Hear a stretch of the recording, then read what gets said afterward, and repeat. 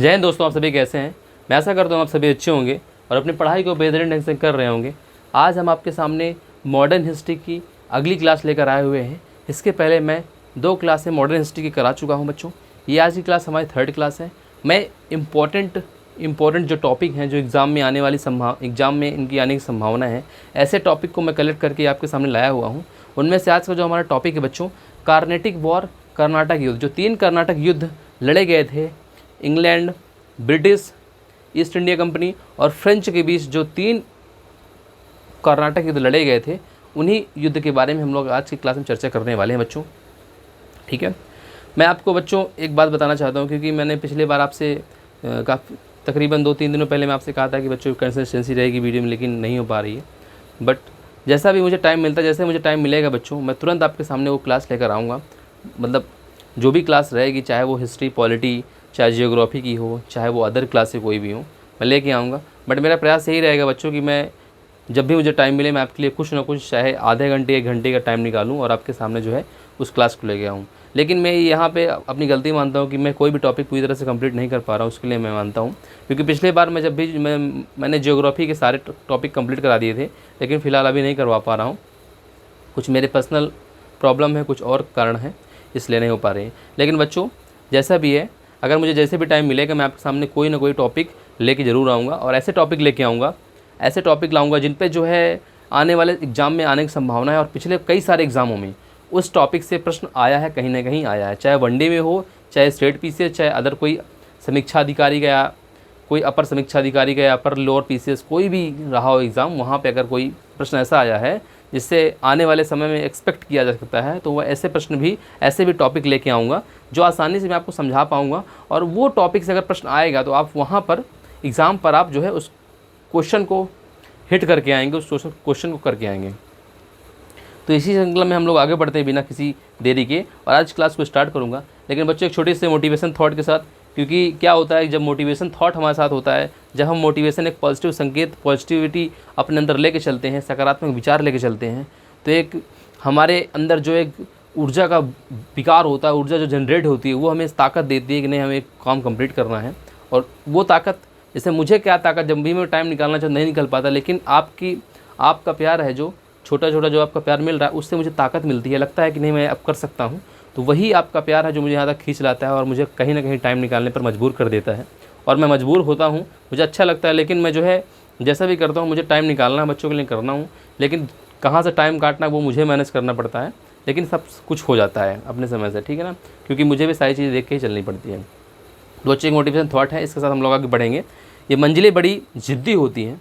कोई भी आप टारगेट अचीव करना चाहते हैं, कोई भी काम करना चाहते हैं, तो वो बड़ा उसमें बड़ी जिद्दीपन होता है। मतलब जिद्दी, मतलब ये समझ इस सेंस में कि वो बड़ा हटी टाइप का होता है। आप उसे करना चाहेंगे नहीं, वो नहीं हो पाएगा। आप साइकिल जब चलाना स्टार्ट किए थे तो आप कितना प्रयास किए, लेकिन चलना नहीं, चली फिर गिर गए, चले फिर गिर गए। लेकिन आप भी बड़े जिद्दी हैं, आप सबसे बड़े जिद्दी हैं। तो मानव, एक जो हम लोग मनुष्य जनजाति है, मनुष्य लोग जो हैं वो सबसे बड़े जिद्दी हैं। कोई भी चीज़ उनके सामने जिद्दी नहीं है जितना मनुष्य जिद्दी है, जितना मनुष्य बलवान है, जितना मनुष्य ताकतवर है। उसके जैसा दिमाग, उसके जैसा सोच किसी के पास नहीं है। चाहे कंप्यूटर की भी बात करूं, उसको भी मनुष्य ने ही बनाया है। तो ये मंजिलें बड़ी जिद्दी हैं, हासिल कहाँ नसीब से होती है। ये मंजिलें बड़ी जिद्दी हैं, हासिल कहाँ नसीब से होती हैं। ठीक है, नसीब का मतलब समझिए बच्चों की नसीब नहीं है। आप ये मत सोचिए कि नहीं, आपका नसीब ही इन मंजिलों को क्रैक करके आपको पहुंचा देगा उस पार। इस पहाड़ी के उस पार जाना नसीब नहीं पहुंचाएगा। आप मेहनत करेंगे, आप जब प्रयास करेंगे तब आप पहुंच पाएंगे।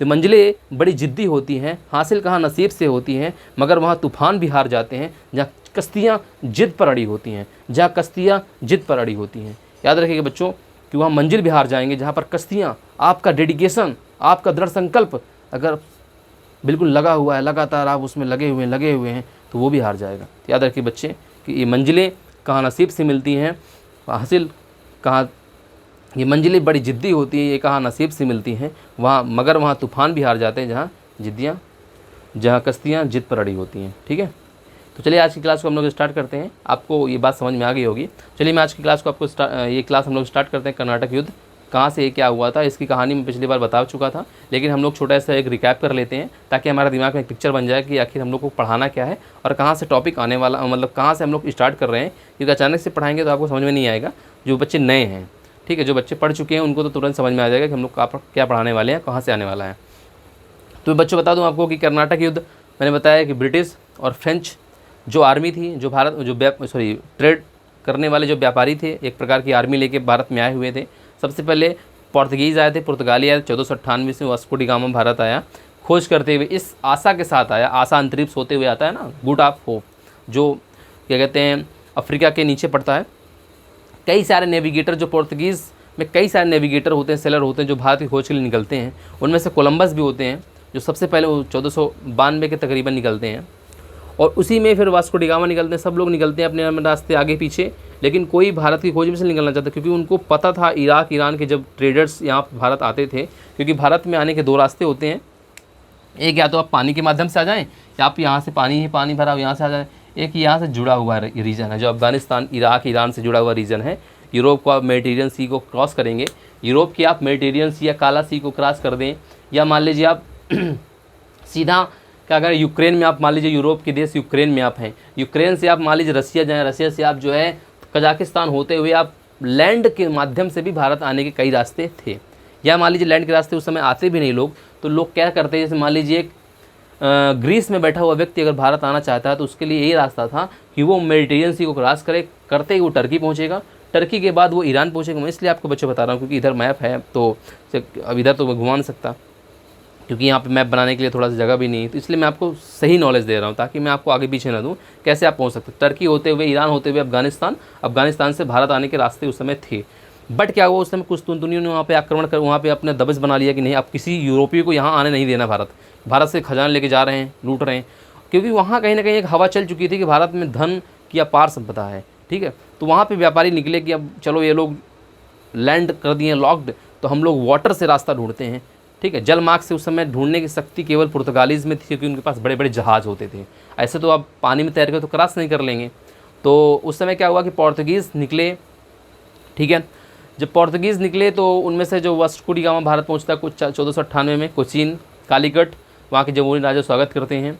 इसके बाद वो कुछ दिनों रहता है, फिर जहाँ से कुछ मसाले लेके, स्पाइसेस लेके भारत से वापस पुर्तगाल जाता है। वहाँ पर ये बेचता है इसको 60 गुना दामों पर। इससे वहाँ पे एक हवा चल जाती है कि नहीं, भारत में वाकई बहुत धन है, सोने की चिड़िया जो कहा जाता था, जो हम लोग सुनते थे कहानियों में, वो सच्चाई है। इसके बाद वो वहाँ से निकलते हैं लोग, कई लोग निकलते हैं व्यापार करने के लिए। तो पोर्तुगीज़ की वहाँ की कंपनी निकलती है व्यापार करने के लिए, वो भी यहाँ पे आ जाती है। इसी समय अंग्रेज़ों को पता चल जाता है, मतलब ब्रिटिश को पता चल जाता है वहाँ के, क्योंकि वहाँ का एक व्यापारी यहाँ पे भारत आके देख सुन के चला जाता है। वहाँ पे जो एक मार्चेंट ऑफ एडवेंचर्स रहता है उनको बताता है। 1599 में वो लोग एक ग्रुप बनाते हैं, ठीक है। वो लोग जाते हैं रानी एलिजाबेथ के पास, उसको चार्टर पास करवाते हैं और 1600 ईस्वी में अपनी कंपनी का निर्माण करके भारत आ जाते हैं। भारत आने के बाद ये देखते हैं सब कुछ, उस समय कुछ नहीं कर रहे होते हैं, देख रहे होते हैं कि पोर्तुगीज़ आ चुके हैं। इसके बाद डच आ चुके होते हैं। मैंने बताया ना PDEDF, पोर्तुगीज़, डच, इंग्लिश मतलब अंग्रेज, ब्रिटिश, PDED। इसके बाद डच के बाद डेनिश आते हैं, ठीक है। पहले डच आते हैं, याद रखिएगा, पोर्तुगीज़, डच, इंग्लिश मतलब अंग्रेज, डेनिश, फ्रेंच, स्वीडिश। तो क्या होता है, ये आ गए, इसके पहले डच आ चुके थे, इसके पहले क्या आ चुके थे, मतलब इसके पहले जो है पोर्तुगीज़ आ ही चुके थे। सबसे पहले आया, सबसे बाद में गए। गोवा कैप्चर कर लिया था, 1961 में गए थे पुर्तगाली, ठीक है। इसके बाद क्या हुआ कि अब इसी समय क्या होता है कि डेनिश भी आ चुके होते हैं। अब ये धीरे धीरे सबको देख रहे होते हैं, थोड़ा कैप्चर कर रहे होते हैं, थोड़ा रीजन पर, लेकिन बहुत बड़ी मात्रा में कैप्चर नहीं कर पा रहे थे, क्योंकि इनको कोई अच्छी सी इनके कोई जो यूरोपीय कंपनियाँ थी उनमें से सब कमजोरी थी। डेनिश से डच, पोर्तुगीज़ सब हार मान चुके थे। उसी समय फ्रांसीसियों को आगमन होता है। फ्रांसीसी कंपनी आती है जो कि सरकारी कंपनी रहती है, बाकी सारी कंपनियां प्राइवेट होती हैं, लेकिन ये पूरी तरह से सरकारी होती है, ठीक है। वो क्या कहते हैं, जैसे हम लोग कहीं व्यापार करने जाना है, मैं प्राइवेट हूँ, गवर्नमेंट मेरी हेल्प करेगी क्योंकि मैं वहाँ का नागरिक हूँ। मेरी गवर्नमेंट ये नहीं कह सकती कि नहीं मैं आपको शेयर देता हूँ, आप हमसे मतलब गवर्नमेंट बोले हमारा पैचअप कर लीजिए, आप 50% आपका 50% हमारा, दोनों लोग मिल गए। अब यहाँ पे होने लगा है, अब तो क्या है, कई सेक्टर कोऑपरेटिव हो गए हैं, ठीक है। कहाँ पे क्या है कि आधा गवर्नमेंट आधा प्राइवेट, पब्लिक गवर्नमेंट दोनों मिलकर काम करते हैं। जिससे कि हमारा भारत कैसी अर्थव्यवस्था है, मिश्रित अर्थव्यवस्था है, जहाँ प्राइवेट सेक्टर और पब्लिक सेक्टर दोनों सेक्टर मिलकर काम करते हैं। तो वो एक इकॉनमी का चैप्टर होता है, तो हम लोग बाद में बात करेंगे। तो मैं आ रहा था टॉपिक में, इसलिए मैं जल्दी से बच्चों को कर रहा हूँ, क्योंकि बड़ा सा चीज़ों को समराइज़ करना है तो टाइम लग सकता है, और चैप्टर भी हमको यहाँ पे थोड़ा सा देखना है, इसको भी कर्नाटिक युद्ध को भी देखना है बच्चों। इसलिए मैं बोल रहा हूँ क्या कि हम लोग कहाँ पे थे। अच्छा, तो वहाँ पे जो है अंग्रेज़ आ चुके हैं, हम लोग को पता चल चुका है। फ्रांस जो है, जो फ्रांसीसी कंपनी है वो क्या है, फ्रांसीसी ईस्ट इंडिया कंपनी है, उसके जो है लोग कौन गवर्नर, मतलब जो जितने भी लोग हैं, जितने भी कर्मचारी हैं, वो कौन नियुक्त करता है। उस समय नियुक्त कौन कर रहा था, ये नियुक्त कर रहे थे, मतलब गवर्नमेंट नियुक्त कर रही थी। वहाँ पे गवर्नमेंट का ही शासन था, मतलब गवर्नमेंट के द्वारा ही उनको भेजा गया था। इनको क्या हुआ था, ये प्राइवेट सेक्टर थे, इन्होंने सिर्फ चार्टर पास करवाया था, हमको परमिशन दे दीजिए। परमिशन होना चाहिए, जैसे मैं गया ना, वीज़ा होता है मेरे पास कि मेरा वीज़ा है, ठीक है, मेरा पासपोर्ट है, मेरा भारत का पासपोर्ट है, मेरा वीज़ा आपने प्रोवाइड कर दिया है, मेरा पासपोर्ट भारत ने हमको दिया है, ठीक है। अब हम आ चुके हैं, हम लीगली यहाँ पे आए हुए हैं, तो हमको कोई वहाँ बोलता नहीं, हमारी वहाँ पे सुरक्षा भी होती है। अगर हमें कोई ऐसा कुछ होता है तो हमारी सुरक्षा भी करें, क्योंकि हम वहाँ के लिए क्या है, एक प्रकार से घूमने टहलने गए हुए हैं, घूमने के पर्पज़ से, व्यापार के पर्पज़ से गए हुए हैं, लीगली गए हुए हैं। तो लीगल के लिए उनको चार्टर मिल जाता है, तो यहाँ भारत आ जाते हैं। अब क्या होता है कि यहाँ पे जो क्या हो, ब्रिटिश आ चुके होते हैं 18 सेंचुरी, मतलब 18वीं शताब्दी की बात है, 18वीं सेंचुरी, 18वीं सेंचुरी की बात है। उसी समय क्या होता है, फ्रांस का गवर्नर डुप्लेक्स आता है। डुप्लेक्स के दिमाग में एक बात चल रही होती है कि मुझे वहाँ जाना, अंग्रेज़ों को हटाना है और अपने आप को एक्सपेंड करना है। तो कर्नाटक युद्ध, 3 कर्नाटक युद्ध होते हैं बच्चों। पहला कर्नाटक युद्ध कहीं कहीं पर 1746 लिखा रहता है, विकिपीडिया और कई जगह पर 1744 लिखा हुआ है कि 1744 से 48 के बीच में हुआ था, और दूसरा युद्ध 49 से 54 के बीच में हुआ था।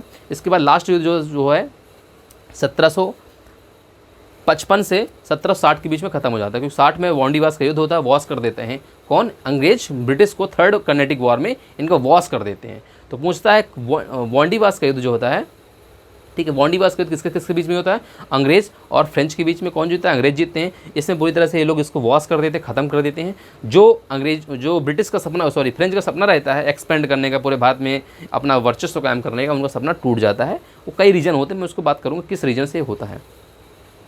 तो यहाँ पे क्या होता है कि कर्नाटक युद्ध 1744, कहीं कहीं पर 46 भी आपको देखने को मिल जाएगा, इस बात में घबराइएगा नहीं। तो कर्नाटक युद्ध स्टार्ट कहाँ से होता है, रीजन, क्योंकि क्या होता है, कोई ना कोई चीज़ स्टार्ट करने के लिए रीजन की बहुत ज़रूरत होती है। क्या होता है, जैसे मान लीजिए मेरा क्या रीजन है, मैं आपको पढ़ा रहा हूँ, क्योंकि इसको पढ़ाने से मेरा नॉलेज बढ़ेगा। मैं चाहता हूँ बच्चों को थोड़ा सा नॉलेज बढ़ेगा, इससे क्या होगा कि मेरा चैनल ग्रोथ करेगा। रीजन क्या है, कारण यही है कि मेरा चैनल ग्रोथ करेगा, मैं थोड़ा सा पॉपुलर टाइप का हो जाऊँगा, पॉपुलरिटी आएगी, जो रीजन सच्चाई है, ठीक है। अब मुझे लोग जानेंगे, मुझे अच्छा लगेगा, ठीक है, कल को मेरे पास ये होगा, वो होगा। तो सारी चीज़ें सबके अंदर होती है। आप पढ़ इसलिए रहे हैं ताकि आपको नॉलेज हो जाएगी, आप भी नॉलेज कर लेंगे, आप 4 लोगों और बांटेंगे, आपको लोग जानेंगे, वो आपको जानेंगे, ठीक है। ऐसे करके जो है कोई ना कोई रीजन से लोग पढ़ते हैं, कोई ना कोई रीजन से कुछ ना कुछ होता है। तो रीजन क्या था, फर्स्ट कर्नाटिक वॉर का रीजन क्या था कि उसी समय ऑस्ट्रेलिया, यूरोप, मतलब ऑस्ट्रिया और यूरोप में जो ब्रिटिश थे उनके बीच भी थोड़ा तनाव चल रहा था। मतलब वहाँ पे भी ऑस्ट्रियन, मतलब वहाँ पे भी थोड़ा सा फ्रेंच और मतलब ब्रिटिश के बीच में थोड़ा तनाव कहाँ चल रहा था, यूरोप में चल रहा था। वहाँ का फ़र्क यहाँ दिखा। अब वहाँ पे फ्रेंच और यूरोप के, मतलब फ्रांस और जो है ब्रिटिश के बीच में थोड़ा तनाव चल रहा है। उसी समय क्या होता है, उनको पता चलता है कि भाई वहाँ तनाव है तो यहाँ पे तनाव चलना चाहिए। तो फर्स्ट कर्नाटिक वॉर का, कर्नाटक युद्ध का रीजन क्या रहता है, ऑस्ट्रियन वॉर ऑफ सक्सेशन, ठीक। ऑस्ट्रिया का जो है उत्तराधिकार का जो युद्ध होता है, वो रीजन यहाँ पे भारत पे लागू होता है। उसको यो क्या करते हैं, क्योंकि यहाँ पे डुप्लेक्स का चाहिए रहता है, रीजन कोई मिल जाए, रीजन मिल जाए, क्योंकि ऐसे लड़ेंगे तो मज़ा नहीं आएगा, रीजन देंगे तो मज़ा आएगा। रीजन से अच्छा रहता है कि हमने आपको रीजन दिया कि मेरा रीजन ये है, अब पढ़ाने में मुझे अच्छा लग रहा है, आप भी सुनने कि हाँ रीजन तो सर का होना चाहिए, कोई ना कोई पर्पज़, कोई ना कोई कारण होना चाहिए ना। तो रीजन उनको मिल गया कि रीजन हमारा ऑस्ट्रियन वॉर ऑफ सक्सेशन है। ये लोग जो है यहाँ पे पता चला, दोनों पार्टियाँ आके भिड़ गई कि यार वही वॉर यहाँ पे चलना चाहिए। अब जब ये वॉर स्टार्ट तो होता है जिस रीजन से, जिस वहाँ पे जो ऑस्ट्रिया, जो मतलब यूरोप में जो रीजन चल रहा है, जिस रीजन से वॉर स्टार्ट हुआ था वहाँ पे, उसी रीजन से यहाँ स्टार्ट होता है। और ख़त्म कैसे होता है, जब वहाँ पे एक्सलापेल्स की संधि होती है, ये ट्रीटी एक्सलास चैपल की संधि जहाँ पे होती है, कहाँ पे होती है, यूरोप में होती है। ऑस्ट्रिया, वहाँ पे जो यूरोपीय कंट्री होती है, वहाँ पे आपस में जब ये संधि हो जाती है, उसी संधि से ये भी फर्स्ट कर्नाटिक वॉर भी समाप्त हो जाता है।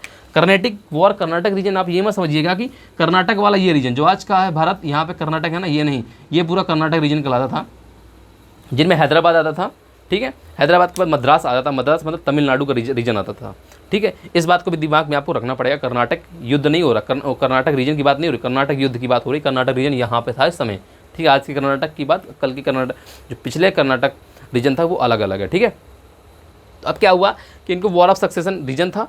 ट्रीटी याद रखना, एक्स-ला चैपल की ट्रीटी हुई थी पहली, कर्नाटक युद्ध समाप्त हुआ था एक्स-ला चैपल के 46 से 48 या 44 से 48। रीजन क्या था, ऑस्ट्रियन वॉर ऑफ सक्सेशन। दो पॉइंट याद रखना कि फर्स्ट कर्नाटिक वॉर का रीजन क्या था और संधि किसके किसके बीच में हुई थी, और ये क्या हुआ था, फर्स्ट कर्नाटिक वॉर कौन जीता था। फर्स्ट कर्नाटिक वॉर जीता कौन था, ये भी याद रखिएगा। अब यहाँ पे मैं जैसे मैंने बता दिया फर्स्ट कर्नाटिक वॉर किसके किसके बीच में हुआ था, ब्रिटिश वर्सेस फ्रेंच। जीता कौन था, फ्रेंच जीतते हैं और ये हार जाते हैं। पहला कर्नाटक युद्ध ये हार जाते हैं, ठीक है, दूसरा ड्रा हो जाता है, तीसरे में क्या होता है, पूरी तरह से ब्रिटिश जीतते हैं और ये हरा देते हैं इसको, किसको, फ्रेंच को, और यहाँ से इसका खेल खत्म। तो पहले में क्या हो जाता है, पहले में क्या होता है कि फ्रेंच जीत गए भाई। क्यों जीते, मैं बताता हूँ क्यों जीते हैं। 2-3 चीज़ बता दीजिए। Austrian war of succession reason, treaty कौन सी हुई थी, ट्रीटी लॉ मतलब एक्स-ला चैपल की ट्रीटी हुई थी। कौन जीता था, फ्रेंच जीता था। कौन हारा था, ब्रिटिश हारा था। 3 रीजन, ठीक, मतलब 3 पॉइंट हो गए। अब क्या हुआ कि ब्रिटिश उधर क्या था, फ्रेंच को था कि हमको एक्सपेंड करना है, अपने राज्य को बढ़ाना है। इधर क्या था, अंग्रेज़ों को था कि हम लोग इनके पौंडीचेरी पर कब्जा कर लें, पौंडीचेरी को ख़त्म कर दें, क्योंकि पौंडीचेरी पे इनका सबसे ज़्यादा वर्चस्व है, यहाँ पे इनके कोठियाँ हैं, किला है, यहीं पे इनको ख़त्म कर दें और ये फ्रांस हट जाएगा, हमारा सिरदर्दी खत्म होगा कि हमारा यूरोप का कोई भी यहाँ पे दुश्मन है। ठीक है, और भारत से हम तो निपट ही लेंगे, हमको पता है कैसे निपटना, भारत की उनको कहानी पता थी कैसे निपटना है, लेकिन इनको हटाना बहुत ज़रूरी है। तो क्या हुआ था उस समय, डुप्लेक्स क्या कर रहा था, वो बहुत दिमागी इंसान था डुप्लेक्स। तो उसने क्या किया, यहाँ के सोल्जर को, ठीक है, जब टीपू सुल्तान की बात आती है ना, तो टीपू सुल्तान का जो पूरी तरह से गुरु माना जाता है इनडायरेक्टली, वो फ्रांसिस का डुप्लेक्स, मतलब फ्रांसीसी पूरी तरह से हेल्प करता है। कौन, किसकी, टीपू सुल्तान की। वो आंग्ल मराठा युद्ध हम लोग पढ़ेंगे, वहाँ पे पता चल जाएगा। ठीक है, तो ये इंडियन सोल्जर को ट्रेन करता रहता था। ये सोचता था कि मैं इंडियन को ट्रेन करूँगा, वो लोग ट्रेनिंग लेंगे, मुझसे मेरे अंडर में काम करेंगे, मुझे बाहर से मतलब अपने फ्रांस से सैनिक बुलाने की जरूरत नहीं पड़ेगी, यहीं के लोगों को मैं लेके यहीं से युद्ध करके जीत जाऊँगा। और ट्रेनिंग मुझे देना आता है, कैसे मुझे करना है। उसके पास टैक्टिक थी, तकनीकी थी, कैसे युद्ध करने की जो गुणवत्ता उसके पास थी बहुत अच्छी थी। उसके पास जो टैक्टिक थी बहुत मस्त, मतलब 1 नंबर की थी वो उसके पास। जब अभी बताऊँगा ये बैटल ऑफ मैलीपोर का युद्ध बताऊंगा आपको। बैटल ऑफ मैलीपोर, ये फ्रेंच और ये जो अनवरुद्दीन था, कर्नाटिक रीजन का जो नवाब था उस समय अनवरुद्दीन, उसके बीच में होता है। तो कितनी बड़ी सेना इसकी थी, 10,000 थी इसकी, केवल 1,000 सेना थी किसकी, डुप्लेक्स की, और वो हरा देती 10,000 को। क्यों, टैक्टिक इसकी बहुत बढ़िया थी, इसके पास जो रणनीति थी, इसके बाद जो क्या कहते हैं उन्होंने जो है तकनीकी सिखाई थी, जो उन्होंने ट्रेनिंग दी थी अपने सोल्जर्स को, वो बहुत बेहतरीन थी। एक सोल्जर 10 पे भारी था। अब समझिए एक सोल्जर 10 पे तो 100, 1,000 पे, 1,000 10,000 पे हो जाते। तो इस प्रकार से उसने तकनीकी बनाई, युद्ध में रण कैसे लड़ा जाता है, कैसी इसकी स्ट्रेटजी, कैसे इसके जो है दांव पेच थे उस समय बहुत बेहतरीन थे। वो जो है वो यहाँ के इंडियन सोल्जर को सिखा रहा था, क्योंकि उसको था कि ये मेरे अंडर में काम करेंगे, कहीं ना कहीं वफादार रहेंगे मेरे साथ। ये अंग्रेज़ों को पसंद नहीं आ रही थी कि यार यहीं पर रह के यहीं के लोगों को सिखा रहा है, हम लोग के खिलाफ भड़का रहा है। तो वो बहुत गुस्सा रहे थे, वो लोग पौंडीचेरी में आक्रमण करें, इनको हटा दें, पौंडीचेरी इनका अड्डा है, अगर पौंडीचेरी ख़त्म तो सब खत्म। और उस समय क्या था, ब्रिटिश के पास नवल मतलब नेवी बहुत बढ़िया थी, 1 नंबर की नवल थी, मतलब नेवी थी। नवल जो अकेडमी, मतलब नवल जो उनके पास सैनिक थे, सोल्जर्स थे, नेवी सोल्जर थे, उनके पास बहुत बढ़िया थे, क्योंकि उनके पास बड़े बड़े जहाज़ थे। किसके पास, ब्रिटिश के पास। इनको फंड मिल गया था अपने देश से, फ्रांस को मिला नहीं था। अब क्या हुआ कि ब्रिटिश आक्रमण करने वाले हैं पौंडीचेरी पर। ठीक है बच्चों, ये माइंड में मैंने बताया, मैं समझाता हूँ आपको। ब्रिटिश आक्रमण करने में पौंडीचेरी पर क्या हुआ था कि ये शिप को कैप्चर कर लेते, जो शिप होती हैं 2-3, वो फ्रेंच की शिप को कैप्चर कर लेती हैं। अब क्या हुआ, इनको पता चलता है डुप्लेक्स को, डुप्लेक्स गुस्सा आ गया, मार बिल्कुल अग्रेसिव, खुश नहीं होगा मार गुस्सा है। अब जब गुस्सा हुआ भैया, इसने कहा कि अब मेरी हेल्प कौन कर सकता है इस समय, जल्दी से जल्दी। इसका एक दोस्त मॉरिशस में था, इसका एक दोस्त कहाँ पे था, मॉरिशस का गवर्नर था, उसका नाम था ला बारडोमस नाम था। क्या नाम था, नाम देखिए, ला बारडोमस नाम था। ला बारडोमस उसका नाम रहता है, किसका, जो आज का मॉरिशस का गवर्नर रहता है। उसके पास कई सारे शिप होते हैं। ये बोलता है कि अगर तुम मेरी हेल्प करोगे, क्योंकि दोस्त तो दोस्त होता है, लेकिन यहाँ बिजनेस का काम है, तुम मेरी हेल्प करो, शिप्स भेजो, मैं तुमको इसके बदले में बहुत सारा धन दूंगा, बहुत सारा रीजन दे दूंगा भारत का। तो ये खुश हो जाता है कि यार दोस्त है, ये हेल्प हुई हो जाएगी और मेरा काम भी हो जाएगा, क्योंकि वो भी अपना स्वार्थ देख रहा था। इसने अपने सिप भेज दिए और अंग्रेज़ बौखला गए। अंग्रेज़ों सिप इसने भेजे, खटाखट इसने सिप भेज दिए। किसने? मॉरिशस के गवर्नर ने, ला बारडोमस ने। इसने सिप भेजे और क्या हुआ कि उस समय जो ब्रिटिश थे उनकी सेना कम पड़ गई, नवल कम पड़ गई, ठीक है, नवल सिप उनकी कम पड़ गई, किसकी? अंग्रेज़ों की। अब ये क्या हुआ कि ये गए, इनको डर गए। जब डर गए अंग्रेज तो इसने तुरंत आक्रमण कर दिया, कहाँ पे? मद्रास पर। मद्रास रीजन किसका था? ब्रिटिश का था। मद्रास रीजन किसका था? ब्रिटिश का था बच्चों, क्योंकि ये रीजन तो था अनवरुद्दीन, नवाब अनवरुद्दीन का, ठीक है। अभी मैं आगे पढ़ाऊंगा कर्नेटिक रीजन। लेकिन किसके अंडर में रहते थे ये लोग? अंग्रेजों के। मतलब अंग्रेज इनको संरक्षण प्रदान कर रहे थे। अंग्रेज इनको क्या प्रदान कर रहे थे? संरक्षण प्रदान कर रहे थे। तो ये क्या करे? कैप्चर कर लिया मद्रास को। कौन कैप्चर कर लिया? डुप्लेक्स। अब क्या हुआ? डुप्लेक्स कैप्चर कर लिया। इधर क्या हुआ कि अंग्रेज जो ब्रिटिश थे, ब्रिटिश ने पौंडीचेरी पर आक्रमण किया, क्योंकि इसके पास जो सिप आ गए थे फ्रेंच के पास, डुप्लेक्स के पास, वो इसके दोस्त के थे, ला बारडोमस के थे, ठीक है। तो इसने अपने बहुत सारी आर्मी उसके दोस्त ने भेज दी थी, मॉरिशस के गवर्नर ने। तो इसने जो है अधिकतर आर्मी अपना जो है पौंडीचेरी में अपना जो एस्टेब्लिश करके रखा था वहीं पे। तो ये लोग आक्रमण जब किए, सोचे कि सारी आर्मी यहीं आ गई है, तो ये लोग आक्रमण किए, तो यहाँ पे ऑलरेडी आर्मी थी, तो ये फेल्ड हो गए। कौन? ब्रिटिश फेल्ड हो गए। और इधर से ये मद्रास चला भी गया, क्योंकि यहाँ से इन्होंने आर्मी हटा ली थी। तो मद्रास गया और पौंडीचेरी भी वो फेल्ड हो गए।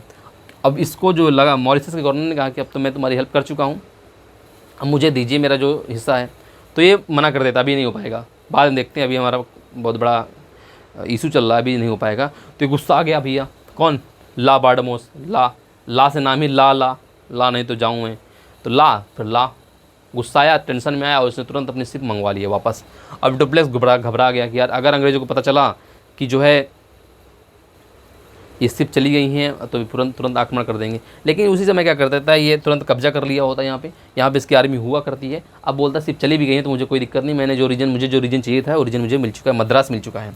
अब अनवरुद्दीन को पता चलता है कि यार इस रीजन में तो फ्रेंच आ चुके हैं।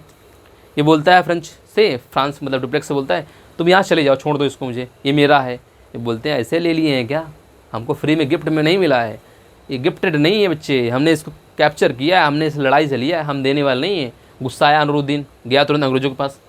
मैंने आपसे कहा था ना कि मुझे जो है संरक्षण चाहिए, आपने मेरी हेल्प करने का वादा किया था, आप भाग गए, उस समय क्यों चले गए थे, अब मेरी सहायता कौन करेगा? मार गुस्सान पड़ा है।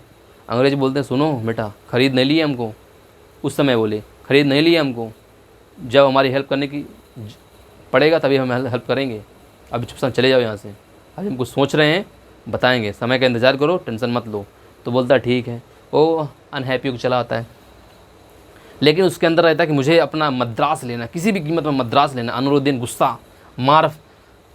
गुस्से में आता है और बोलता है, फिर दोबारा बोलता है, नवाब ऑफ कर्नाटिक रीजन का अनवरुद्दीन, ठीक है, बोलता है फ्रेंच से चले जाओ यहाँ से, लास्ट वार्निंग देता हूँ, चले जाओ यहाँ से। जानते मेरी आर्मी कितनी? 10,000 आर्मी है मेरी, तुम्हारे सिर्फ 1,000 है। बोलता है, थोड़ा डुप्लेक्स मन में लगता है कि यार हो सकता है हार जाऊँ, लेकिन आओ निपट लेंगे तुमसे। अब डुप्लेक्स खड़ा 1,000 आर्मी के साथ, 10,000 आर्मी आ रहे हैं खटाखट, आए भैया, और दोनों के बीच में युद्ध हो जाता है। ये बैटल ऑफ मालियापोर। ये ब्रिटिश ये युद्ध किसके बीच में होता है? फ्रेंच वर्सेज मतलब नवाब ऑफ कार्नेटिक रीजन, ठीक है, नवाब ऑफ कार्नेटिक रीजन के दोनों के बीच में क्या होता है? घमासान युद्ध हुआ, वो डरा नहीं। बैटल ऑफ मालीपुर में क्या हुआ? 1746 में नवाब हार गए भैया। नवाब क्या हुए? हार गए और फ्रेंच जीत गए। 1,000 सैनिक 10,000 पर भारी, ख़त्म खेल, घबरा गया अनवरुद्दीन भैया। और यहाँ पे क्या हुआ?